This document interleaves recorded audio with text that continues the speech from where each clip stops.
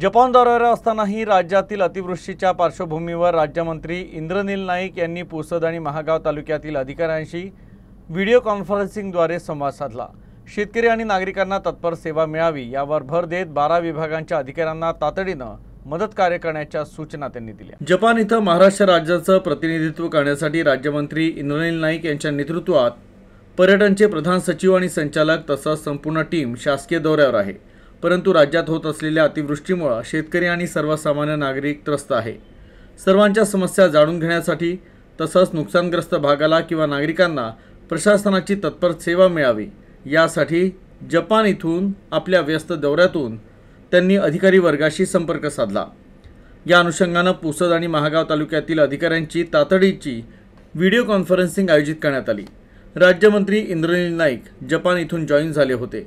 त्यांनी तालुका स्तरावर कार्यरत 12 वेगवेगळ्या विभागातील अधिकाऱ्यांना सूचना दिल्या तसंच जनतेला या आपत्कालीन परिस्थितीत सर्वतोपरी मदत करण्याच्याही सूचना दिल्या। झालं होतं आपल्याला की माळपठार भाग असेल, काही महागावातला एरिया असेल, इथे वीज पोल पडले होते आणि आपल्याला महिनाभर लागला होता ते रिस्टोर करायला सर्व। नाही लागणार सर इतकं सर वेळ। म्हणजे काय आपली तत्परता, आपण विभाग काम करतोय, प्रत्येक विभाग हे जनतेला दिसलं पाहिजे की बा आपण तिथे पोहोचतोय त्यांना।